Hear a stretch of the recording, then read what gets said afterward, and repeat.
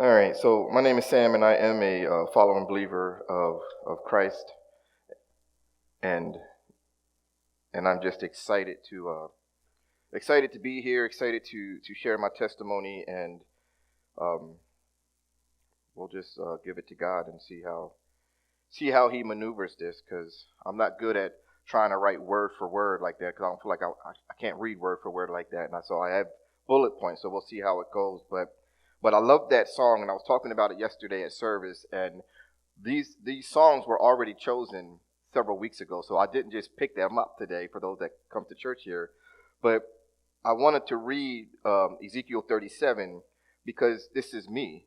And when God said at the very beginning to Adam that if you eat from this tree, you surely will die, and that was me. When I grew up and I was old enough and I started to make decisions, I ate from the tree. I got into things that I wasn't supposed to. I was drinking things that I wasn't supposed to. I was using things that I wasn't supposed to.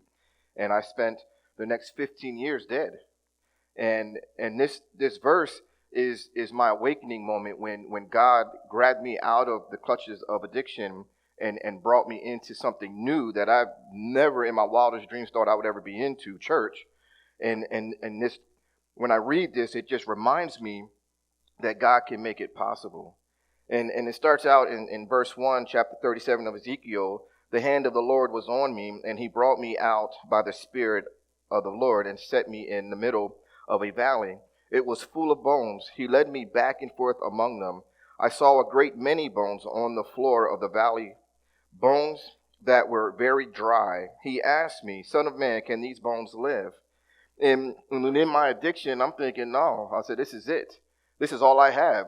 What I'm doing is what I'm doing. It's not going to change. That's the only hope I had, was that I had my seat in the place that I drank at for the rest of my life, because I was known there, and they knew that I came in, and that's where I sat, and they knew what I drank. And I didn't know how to do anything else.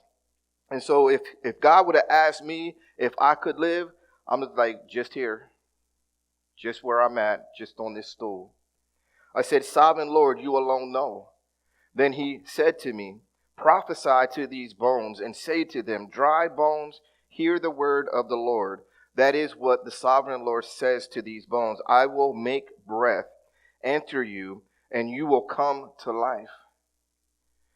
And that's what God did for me when I made the decision that I can't live this life anymore, and I was crying out for help. And I didn't know who I was crying out to at the time, but I cried out for help. I was crying, and I just didn't want to do it anymore. I was tired. I was tired of the hustle. I was tired of just trying to live like that. And the Lord snatched me up, and he began my journey that day that I cried out. And it's the only reason why I'm standing here before you today. And I'd like to say that I had something to do with it, but to be honest with you, everything that I've tried failed. But everything that God did through me succeeded. And that's the only reason why I'm here today, was because of him. I did none of it on my own. I just said yes. So all I said was yes. That was my part, was just to say yes to him. And so I love that. I love that verse, because it just reminds me of my life. And so step 12 in Celebrate Recovery, it says, having had a spiritual experience as a result of these steps, we try to carry this message to others and to practice these principles in all our affairs. And my very first sponsor, so if you don't have a sponsor, get a sponsor, because it's very important. My very first sponsor was very big on that, and he, at the very beginning, was taking me to different places. And so I highly encourage you, no matter where you are in your journey, you may not be able to be a sponsor yet, but you still can be an accountability partner and share something with somebody that might help them. But we have to pass this on. We can't keep it for ourselves. Isaiah 43, verse 1b to 3a says, fear not, for I have redeemed you. I have summoned you by name. You are mine. When you pass through the waters, I will be with you. And when you pass through the rivers, they will not sweep over you. When you walk through the fire, you will not be burned. The flames will not set you ablaze. For I am the Lord your God, the Holy One of Israel, your Savior. And that is just amazing, because this is what God has done for me. He has led me through everything. And so in the beginning, I was born and raised in York, and I have two sisters, an older sister and a younger sister. I had my mother and my father. We all lived happily in this house together, at least what I thought was happily. We didn't have a whole lot of money, and so, Christmas times would come around to be a few gifts under the tree. I was thankful for what we got. Most of it was clothes because we needed that the most, and a lot of our clothes were hand-me-downs. But we were happy, and my mother reminds me when I was a child that I was just happy-go-lucky, always cracking jokes, and nothing bothered me. I'd get grounded and get put in the corner, and I'd be over there picking paint off the wall and looking at what it looked like. It looked like a duck or clouds or whatever. Like nothing would bother me. And I know she would ground me and throw me into the basement, not throw me literally, but tell me to get down there. And 2 minutes later, she opens the door and I'm down the roller skate. And so I just never took anything serious. I was just always so happy, so calm. And she said that I would light up a room when I came in. And that was my childhood. And, I didn't think anything was wrong in our house. I thought everything was fine. I thought everything was perfect the way that it was. And my mother, she took care of us. She did everything for us. She took us to our school events, was at our school events. All three of us, all her. And we never really noticed that my dad wasn't there. And we never really thought about it much. He was just dad. He got up, he went to work, he came home, he went to his room. That's what he did. He didn't really do anything else. And when he was in a really good mood, he'd come out and conversate with us for a little bit and then go back to his room. And that's what he did. And we didn't really take notice. But it wasn't until I started getting a little bit older and the hormones started kicking in to where I'm thinking, it's like, what is going on with me? I'm changing. I don't like who I'm becoming, or I don't understand who I'm becoming. And I could have used some guidance. And it's when I really started noticing that he wasn't present. And I'm thinking, I wonder why he doesn't want to spend time with us. I wonder why he's always in his room. And I wanted to spend time with him.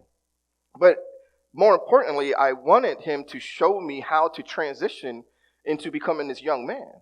Because I'm growing up now and things are happening and I couldn't explain them. I was changing and I didn't understand it, and so I didn't like it. I didn't know how to fit in this body that was growing. And I had friends, and my mom was pretty strict. She kept us confined for most of our life within the house or the immediate area or the neighborhood. We could go to, just a few houses around. But there come a times to where she had to loosen the reins a little bit, and we were able to hit the whole four corners of the whole block, right? All the streets, because it's a big square block. So we can go all around. Well, me, I don't never listen to rules, and so I'm kind of going outside of that. And so I started venturing out, meeting new people. And these people did something a little bit different than I was doing. And one guy, I knew him, but I never hung out with him. We hung out, and we walked up to this bar, and he was able to get some beer. And I'm just like, man, this is just the coolest thing. I'm like 13, 14 years old. I'm thinking, this is just the coolest thing. This guy's getting beer out of the bar. He didn't go in, but somebody went in and got it for him and brought it out to us.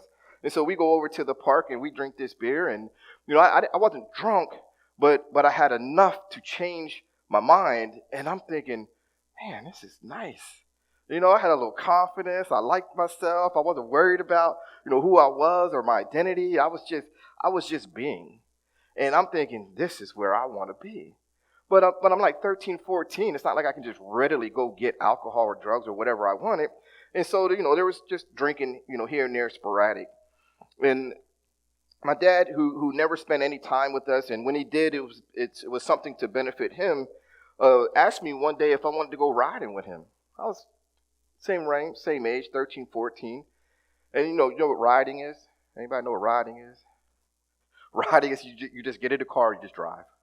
And you try to play the music loud, and you just want people to notice you, right? Try to be cool and stuff. So we were riding around the city and stuff. And my dad at the time, when we were riding in his car, he had a 8-track player. And I'm just like, we can't. He was putting these 8 tracks in, and he's trying to jam. And I'm just like, you can't. So Dad, you can't jam this stuff. And so there was this spare thing, and we ended up getting his system upgraded and put a little kicker box in the back. Got a tape deck in there, some new speakers, and it was nice. And we were riding around, and and then all of a sudden, as I'm getting older, I'm starting to realize it's like, man, so he makes a lot of stops. I was like, why are we stopping all the time? Like, I just want to ride. And this one particular day, I'm sitting in the car and I'm waiting for him. And I get tired of waiting on him, and I get out of the car, and I go over to the house, and here's my dad inside there with another woman.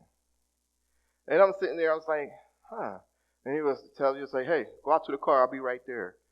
So I turn around, I go back out to the car, and he comes out. He just says, don't tell your mother. And I'm thinking, oh, I'm not going to tell her. That would devastate her. And I'm thinking, all these years, I said, you just taking me along because I'm your scapegoat. Not because you really wanted to hang out with me. And then all of a sudden I start thinking, well, what's wrong with me? Why don't you want to hang out with me? Why can't we just hang out?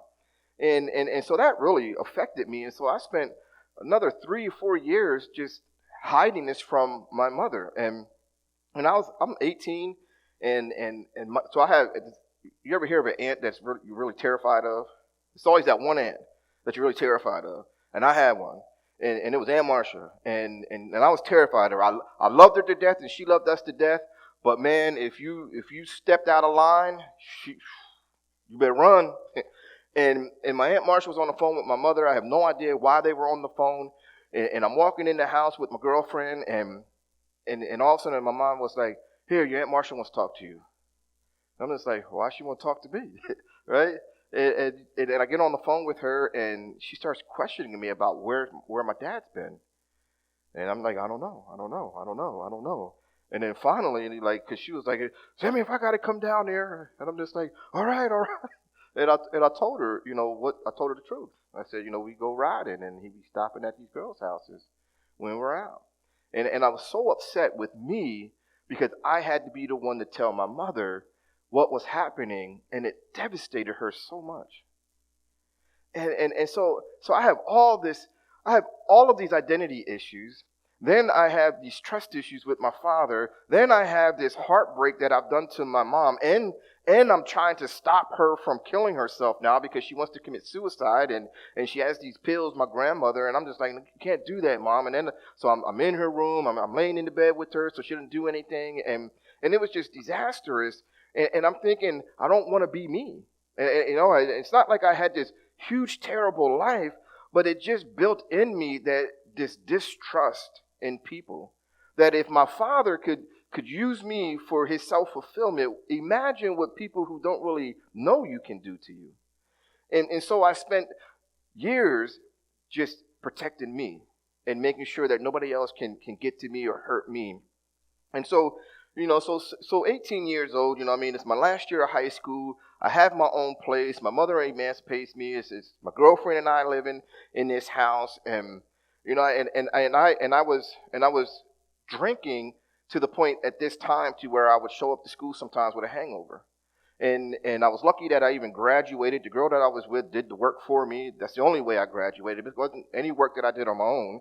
I graduated with a 1.45 GPA. That's well below the national average, well below. I don't know what it is today, but back in 2014 when I was going to college, it was the national average was 2.2. And I had a 1.45 GPA, and I graduated high school with that. And I was lucky. And so I'm living on my own. Now there's no bar. There's nothing holding me back. And the bars up the street, they were serving me since I was 17. They didn't card me. My whole family used to go in there. The owners knew my family. And that's all I needed to do was speak my dad's name because my dad was very well known in the New York area. And I was able to get into these places. And it was a free fall for me. And that began my life or career of drinking. And it was just out of control. And most people think, that you got to drink every day. You don't have to drink every day. But when you do drink, do you know when you're going to stop? That was the question asked me when I was getting sober. And I'm just like, I don't know. Because some days I go in the bar and I might have one or two. And then there's days too where I don't remember coming home. That's the problem. And so I'm out of control. I'm drinking just like nothing else. And I'm around these older guys that are 50, 60 years old. And so I start looking them as like a father figure, and they're teaching me how to live and how to be a man, the bar way. And none of them were married. They all had multiple women, and they didn't respect women, and they talked to them in a certain kind of way. So these are all the things that that I was learning. And I had a girlfriend at home who wasn't from the city that I brought to the city and lived with me in the city. And she's enduring all of these things. And I'm out drinking. Sometimes I'm gone for days. And then I just come home. And most of the time, I'm blacking out. Don't know how I got home. I got a car. I don't even know how I was getting around because I don't remember. And I'd get up in the mornings and go outside to look at my car just to make sure I didn't hit anybody because I didn't remember. It was just bad. And I remember the one time I was in the bar drinking with a guy, and we came outside and we were standing across the street at the payphone. He made a phone call, and all of a sudden I fell. And I'm just like, man, I was like that park, those parking mediums that they put up, like the little cinder block thing like we have out here in the parking lot. And I'm thinking, yeah, I fell over one of those. Well, the next day I went by there just to check, and there wasn't anything there. It was just open. And I'm just like, oh, man, it's like I fell because I couldn't stand from drinking. And it was just horrible. And so I was with this girl that I'm talking about now. I was with her for 8 or 9 years, and she put up with so much stuff. I was so mean to her, and I wanted her to feel like I was feeling, which is I hated myself. I didn't like who I was. I was still struggling with my identity, and I wanted her to feel the same way that I was feeling on the inside. And so I would belittle her, I would demean her, I would talk her down, and she really had a low self-esteem about herself, and she was a pretty young woman, but she didn't feel that way because of me. And I for years after we weren't together, I felt so bad when I got sober that a human being could treat another human being that way. And I never thought that I would be that type of person that would treat another person that way. But I did, and it happened. And so after, she had enough and she decided it was time for her to move on, it was just crazy. I moved back into the city, and our time together was spent like moving a lot because she was trying to save me, and so she would move me out of the city. And then I would get rides back into the city. And then I was like, I had enough, and we're going back to the city, and we would move back to the city. And I remember I've always lived in the East End, South Side of York City. That was my spot. I knew everybody in that area. Well, at one time we moved out West End, and I didn't know anybody out West End, just maybe 1 or 2 people. And then there was this really rough bar that was over on the West End of York, and I found my way down there. I was a little nervous because I didn't know anybody, and they're really particular about where you're from. And if you're not from their area, they're really like skeptical of people that they don't know. And I'm going in this place, and I just do what I do. I drink and I shoot pool. And that was my hustle. I knew how to shoot pool. And next thing you know, I'm in there and I'm gambling, I'm drunk, and I'm staggering up the alleyway to go back home. So I found a new spot, my new home, while I'm living out on the West End. And it was just crazy. And so she had enough of it, no moving back and forth, days gone at a time, weeks going at a time, drunk as I don't know what coming home, and she said she had enough, and so I moved into the city and stayed there, and it, just same thing, we know the war stories, drunk. But then I met my wife while I was drinking, and she was a bartender at this bar. It was called Marty's over in York, in the corner. And we go up there every Saturday morning. I was drunk from Friday night, so I had a hangover. So I go up Saturday mornings just to get a shot or two in, just to kind of calm me down. And I would shoot pool up there, and she was the one serving the drinks. And I was cheap and didn't talk to her. I didn't leave her a tip, and I didn't talk to her. And I was up there this one evening, which I don't go up there in the evening because I didn't like the people that came in there. And so one evening I went up there, and she was talking about her birthday, and that she was getting ready to go home to celebrate. So I just said, when's your birthday? And she said, August 14th. And I was like, oh, it's like my birthday's August 14th. She said, nuh-uh. So I showed her my license. She showed me her license, and we got the same birthday. And that began our conversation. And I was like, what are you getting ready to do for your birthday? Oh, I'm going home so that we can get together when she gets back. I said, cool. And so she got back, we met together, and we drank together. That was how we met. We had this very drunken, lustful relationship when we first met. So it wasn't holy, it was very unholy. And and to be the nice guy. I was that guy. I'm very fresh at the beginning. I pay for everything. I'm opening your door, but then once I get you, what I mean, like once you win, that goes away. You better bring somebody into the game. You pay for your own drinks. I'm not opening your door anymore. I was being me. That's who I was, and I just remember, like, we got along very well because she was from a really rough family herself. And so from her background and now my background, and now we're together, you have two very toxic people together. And we just spoke to each other any old kind of way. But things started to change for her because shortly after, we got together, she got pregnant with our first son.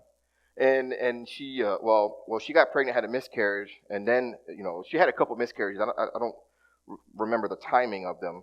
But I remember we had two sons in the first couple years we were together, and she changed because of them. She stopped drinking and all that, but I continued on.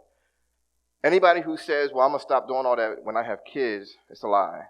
You won't, because I had two sons, and I've always wanted to raise sons up to be good men, but I can't give them what I don't have, and so.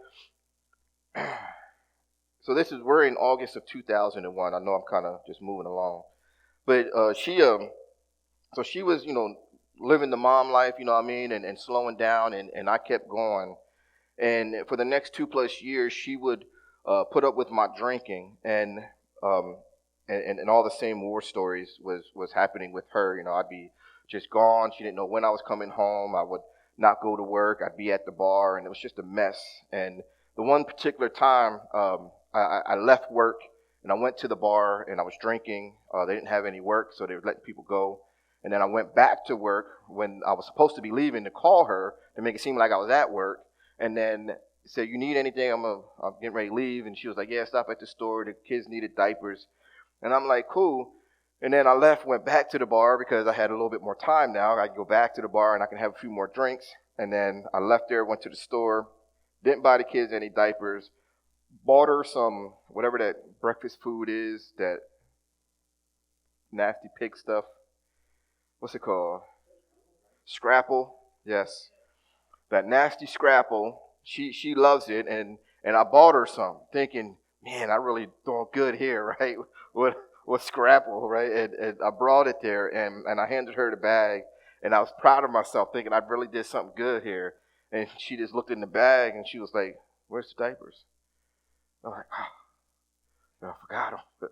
And she's just looking at me like I don't know if you ever got that look. Like, I've had that look several times over my life, and it's that look like, man, like, just let me down again. Like, I was proud of myself, and I've told the story wrong several times now. That wasn't the moment that I stopped drinking, but it should have been, because she was done. She was done. I had 2 kids now, and she was done. And I'm thinking in my mind, how am I gonna survive? Because once she leaves, there's nobody. I done burnt all my bridges now. I don't have nobody. I said, if she leaves, I don't even know where I was going. And for a couple more weeks, I was just talking to her today because I wanted to make sure I got the story right. And she said that I drank for another 2 or 3 weeks. And she said that she started a calendar and started marking all the days that I would drink, just so I could see how much I was actually drinking. And because she did that, I drank even more. And it got so bad that I went on a 2 to 3 day binge, to where it was just drinking. I didn't go to work. I didn't do anything. I just drank. I went to the bar when it opened, stayed till they closed. And she said she called the bar and told them that if I drove home and something happens to me, that she was suing them because they're serving me knowing that I'm drunk. And this place they always did. And I always drove. And I remember they called a cab, sent me home, and I got home, and she was mad, and then I'm just sitting there, and like, we're going back and forth, and I don't remember the whole conversation, but something in me was something in me changed. And I don't really remember our conversation, but I admitted to her for the first time that I'm an alcoholic. I don't know if I was just exhausted from the binge, because when I go on a binge, it's a binge. Like, I'm in it, and I'm in it hard, and I don't stop. And I just got there, and I just said, I'm an alcoholic. And it's the first time that I ever said that meaning it. Like, there's a problem here. And and she, said whatever she said, and then I was talking about, I had some Stromboli in my car since I didn't drive my car home, so she left to go get the Stromboli. And she said when she came home, I was sitting out on the balcony just sobbing and crying. And then I got up the next morning. I called my job. They had an EAP program, Employee Assistance Program, and so they said I self-identified as an alcoholic, and that began my journey that day, moving away from alcohol. The funny thing is that they told me I couldn't come back to work until after I seen a counselor and was fit to come back to work. And I'm just like, how long is that going to take? Well, we don't know. And I'm thinking, I just self-identified it. Now you want me to sit at home? I said, why would you want me to sit at home and do absolutely nothing? It just didn't make any sense to me. But I'm like, whatever. And so I'm sitting at home for a couple of weeks, and then the counselor place calls, and I go in and I talk to them. And the counselor in our first meeting asked me if I wanted help to manage drinking or did I want to stop. And I'm thinking in my mind, I was like, you can manage this thing? I said, wow. I said, that's amazing. And then the next thought was, oh, that's a trick question. I better answer it right. And I was like, I want to stop. But I really wanted to manage it because I'm like, man, if I can keep drinking and manage this thing, I'd be in good shape. But I told him I wanted to stop. And then that began, just series of meetings and requirements that I had to fulfill. One of them was going to an AA meeting. And because the job was very specific and they needed me to follow every direction that he gave me, I asked him to be specific. So specific, yeah, how you say it. And so he told me to go to meetings. I said, how many? He said, a few a week. And I said, what's a few? I said, I need a number. And he said 3, and whatever it was, I went to that many meetings. And then a while later, he asked me to get a sponsor. And so I found a sponsor. His name is Carl. And it was the best. He was the best thing that ever happened to me in recovery, because he was the real deal. Like, he was in recovery because he wanted to be there, not because he was made to go. And when he sponsored somebody, he sponsored them the right way. He didn't give them a whole bunch of nonsense, tell them a whole bunch of nonsense. Like, he didn't tell you could worship anything you want or call anything you want a higher power. No, he was very specific. It has to be something higher than yourself. It can't be a doorknob, can't be a fence post, can't be a wall or a window, or it ain't any of those things. But it has to be some type of spiritual being that is above you, higher than you. And by that time, I wasn't worshiping Christ and God. I wasn't going to church. And I'm just like, all right, and so him and I got together and we started working the steps. AA is very quick. Like, they don't waste any time. They get you through in 6 months. And it's very fast. And what I love about Celebrate Recovery is very detailed. It's slow, but it's deep. And you actually work on some really deep things. AA kind of goes deep, but it's so fast that you miss a lot of things. And so I'm running around with him, and he goes to detox centers, other recovery meetings, out of town, out of state, and he didn't force me to go, but he just tells me, I'm going if you want to go. And I was like, no, I'm going. I said, I got to do this because it's important. And my wife, in the meantime, is mad at me still because I'm gone just as much as if I was still drinking. And I'm telling her, and I was like, well, this is what I need to do right now, so this is what it is. And I took my recovery very, very serious because I wanted to recover. And so I was willing, one of the things that AA says, are you willing to go to any lengths? Same lengths that you were willing to go when you were in your addiction. And my answer was yes. I'm willing to go to any lengths for my recovery. I'm willing to work at it as hard as I worked at getting that next drink. That's how serious I was. And so I went everywhere that he went. And the only time that I didn't go is if it impacted work, because I needed to work to provide for my family. And so by this time, I had a year or two clean, and I started, going to church. And we were going to what was called York Christian Church at the time. And a couple guys were starting an AA meeting there. And so I joined them. And it was just us 3 for the first 6 months to a year meeting, and we would sit out in the stoop and we would have a meeting outside. And then we started getting some other people. And once we started growing in the AA meeting, another pastor came into the church and brought Celebrate Recovery with him. I was upset because I thought Celebrate Recovery was going to be a competition for AA, and I didn't want anything to happen to AA because I loved AA. And I'm just like, they're going to drive us out of here. And The guys were like, no, no, no. And I'm just like, yes, they will. They're going to drive us out. We got to do better than them. Right? So it's competition in my mind. And it wasn't like that at all. And Pastor Eric was his name. And he would come up and he would always ask, hey, you're more than welcome to come. It was on a Friday night. And it's like, no, I'm good. And so I'm going to church and I'm going to AA. And all of a sudden, when I really started paying attention at church, church was asking me to change some things that AA wasn't asking me to change. And in my mind, I'm thinking, wait a minute. I said, I ain't changing all these things. I said, I got no problems over here. I just got drinking problems and a little bit of drug problem, not too much drugs. And I didn't want to change them. And so I stopped going to church. And I just did AA. AA was my church. But my wife was getting really deep into church, and she loved church. And she was going to functions and other church people's houses. And I didn't want to go to them houses because I'm thinking I ain't going there because then I got to be good, right? I can't talk like I want to talk. I can't be me. I discovered me and I like me. And then some time had passed by and I'm thinking, man, I was like, I got sober and I can't even be with my wife. And I was like, if I want to be with my wife, I got to be where she's at. And so I started going to these things with her. She always invited me. So I started going to these things with her, to church people's houses. And I'm just, just watching them and it's like, wow, they're having some fun. And I'm thinking, oh, so church people do have fun. And so then she used to tell me about Celebrate Recovery because she was gone. And I'm just like, yeah, I might give it a try. I don't know. And so I started just going to church. And as I was in church, I was hearing things. And like things were happening on the inside. I can't quite explain them. I don't know how to put words to what was happening on the inside of me. But something was changing me on the inside to do more. And I didn't really know what this more was. But as I'm continuing to just go to church and just watch, because I'm a people watcher, I just watch. And I'm just watching how other people are talking about their spouses. And I'm recalling how I'm talking to my spouse, my wife. And I'm thinking, man, this ain't even cool. I have pornography in my home. I say vulgar things to her when it comes to like sexual stuff, and because it's the only way I knew how to speak. It's what I've learned, and I didn't really take it as vulgar. But I'm listening to these other godly men, and they weren't talking like that. And I'm thinking in my mind, I was like, man, it's like, okay. I said, I was talking to our Celebrate Recovery pastor, and I said, hey, I said I want to talk to you about a few things, and I talked to him about these things.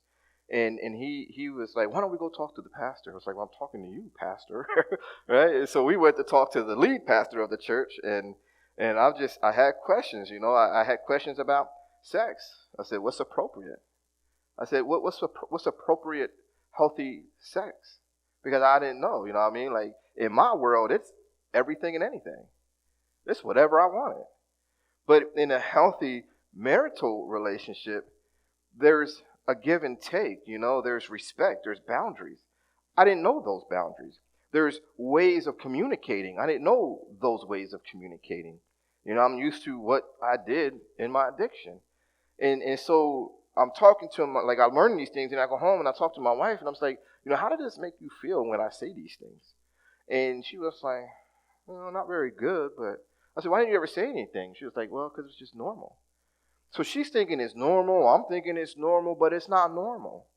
And so I met one of the elders at the church. Loved the way that he talked about his family, and he became my mentor.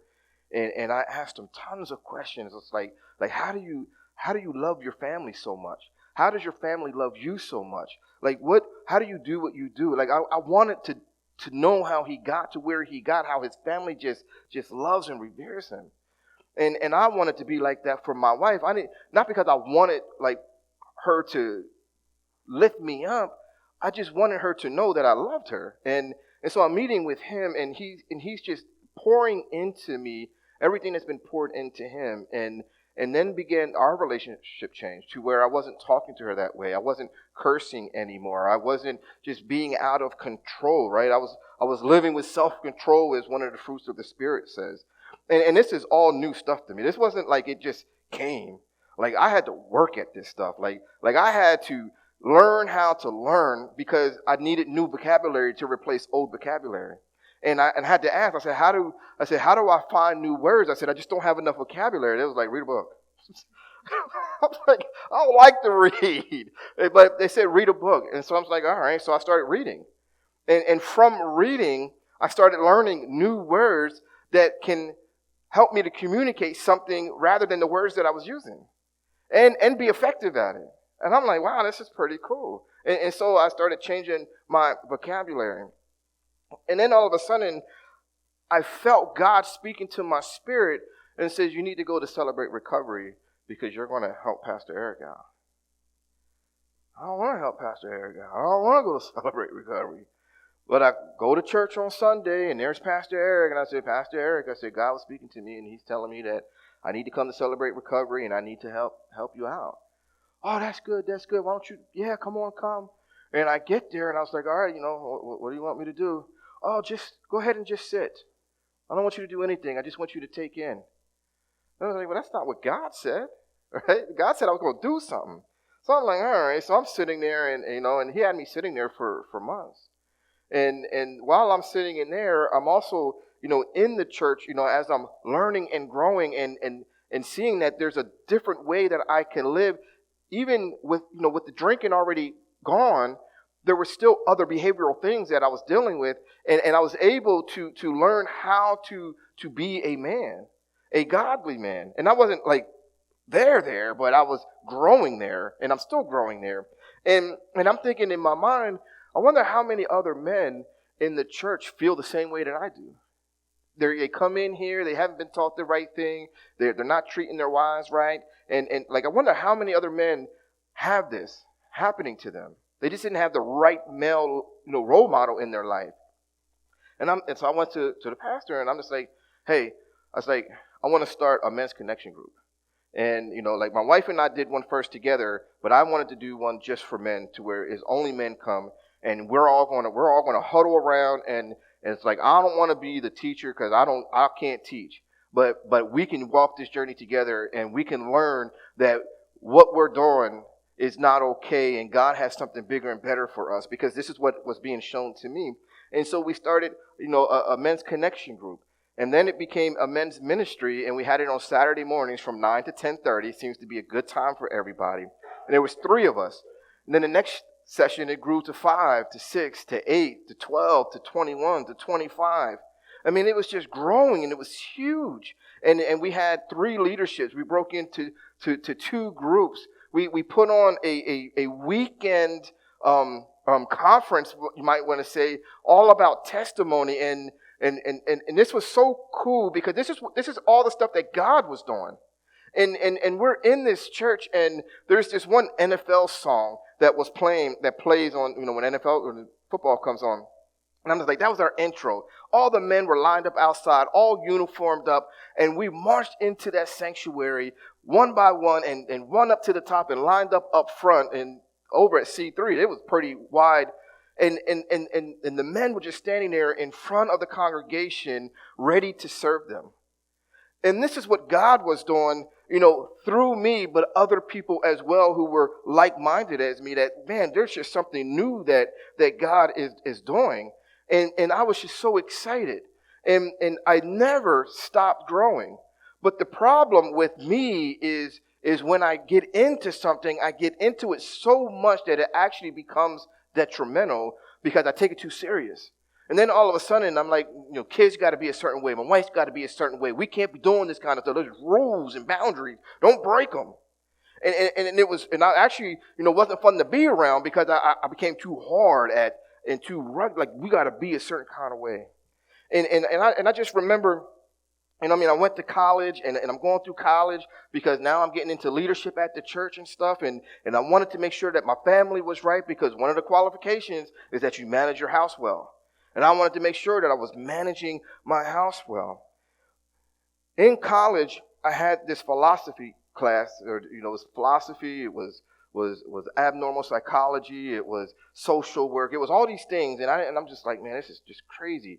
And this is what God was doing. Like, he's taking me from this drop-down drunk who likes to make excuses of why he fell to now I'm in college, with a 1.45 GPA from high school, now in college, averaging per per year a 3.85 GPA, a 3.7 was the lowest that I ever got. I graduated with a 3.85 GPA. It was my average of all the years.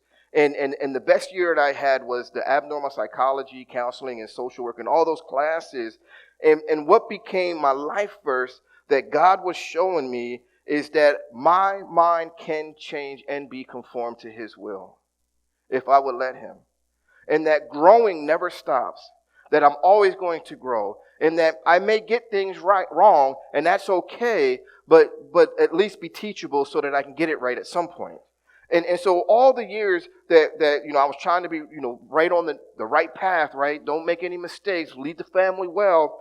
I learned that yeah, I have a role and a responsibility, but my responsibility is to share what God is doing, what his word says, and let him take care of the rest. That was so transformative for me, and it relieved me from so much. And all of a sudden, Romans 12:2 became my new life verse. It was Proverbs 3:5, where it says, "Trust in the Lord with all your heart and lean not on your own understanding, but in all your ways submit to him, and he will make your path straight." That was my life verse because I didn't know what I was doing, and I like to put my hands on things too much. And it says, "Trust in the Lord with all your heart." An elder gave me that verse when we were in Guatemala the one time. And then all of a sudden, this verse spoke to me, and I read it many a time, but it just spoke to me after I seen a Christian science person, doctor or whatever she is. She was sharing at a conference I was at, and she had a video up there of these neurological connections that you can change those connections, and you can actually cause a connection to go dormant while new connections are being made by what you feed yourself and the habits that you develop. And all of a sudden I'm just like, wow, so this do not conform to the patterns of this world, but be transformed by the renewing of your mind is really true. It's saying, but be transformed by the renewing of your mind. The renewing of your mind is the things that you feed yourself. And so I had to learn to feed myself healthy things. So if I don't ever want to go back out and drink, what do? Stay away from things that are going to heavily tempt me. If I don't want to struggle with sex and pornography and masturbation and all these things, what do? I stay away from things that are going to tempt me to do these things. Like I can't sit here and say I struggle with something and then, open up the TV and watch a sexually explicit TV show. Like how's that going to help me? It's not going to help me. If I don't want to drink, I can't go to a bar and sit at the bar and watch everybody drink. Because what am I going to do? I'm going to drink. I'm only an arm length away. And so it's all these things that God has been doing through me that this is what I share on Sundays. Like most people, when they come to church, they want to hear this great, profound message with all these big, cute, church words. I don't know those words. I know recovery, and I know what God's done in my life, and I know what God can do in your life. When we sing this song, it's his breath in our lungs. That's true because it is his breath in our lungs. It's his breath that gives us life. It's his son that causes us to go from death to life because of the salvation that he offers us. And this is what he has offered me, and this is where I stand today on this stage telling you that I've been through a lot of horrible things in my life, things that I didn't even share just for time's sake, but God, through his grace and sovereignty, has brought me out of them. I should have died. I should have died from the multiple accidents I was in, bullets flying past my head. I should have died being in gang-infested areas, walking through the alleyways where they shoot constantly, nonstop. I shouldn't even be here. But somehow I'm walking in here today just to share this testimony with you. Why? By the grace of God. Not because I did anything, because I almost feel like, if anyone's ever seen The Matrix, to where he stopped all the bullets and then picked one, looked at it, and threw it down. Like, I feel like that's what God's been doing to me.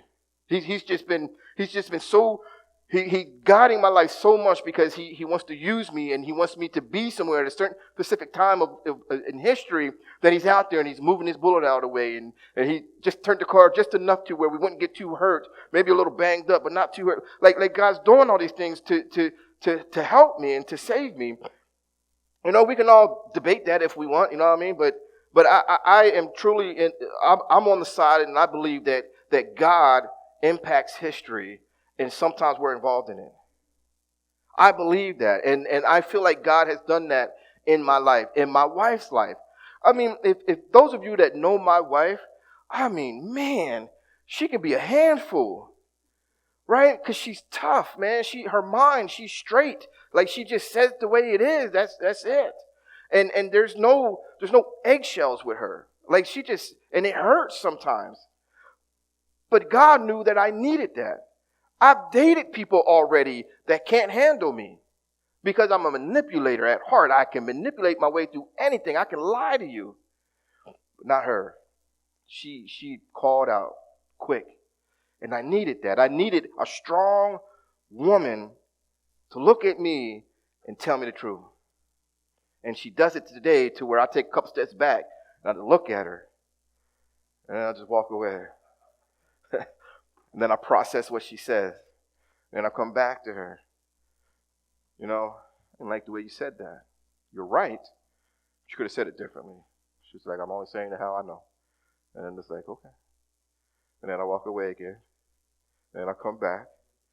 I was like, okay. I said, well, this is what I'm going to do. And she was like, don't tell me, just do it. I was like, all right then, I will. Right? That's kind of the way it is sometimes. But I need that from her. I need that from her because without that, without her being who God made her to be, I don't know where I'd be at today. Maybe in the same place, maybe not. But I don't think it was coincidence that we met. I don't think it was coincidence that we're still together after 22 years, and we had a lot of hardships. People that know her side and heard her side of the story, I was not an easy person to be with. She was ready to fold it up many times in our relationships, and I'm just done. And hey, maybe I threw my hands up a few times too. I don't know how many. But at the end of the day, we both agreed when we got married that this is for life. We're gonna have to scrap it out somehow and make it work. But we're not going to get a divorce, and we did that, and I thank God that God has put godly people in our lives throughout our journey to guide us in the right direction. It's the only way I'm standing here today, because my plan, just shy of 20 years, was to be sober for 20 years, and then to go back to the bars and start drinking again, because my kids would be grown. My daughter turned 18 this past July. 20 years comes in September, and my plan isn't the same anymore because God worked it out from day one till today, and he's not done. And so my mind is continuously being renewed, and I'm thankful for him, and I'm thankful for sharing the little bit that I got to share with you today. Amen? Amen.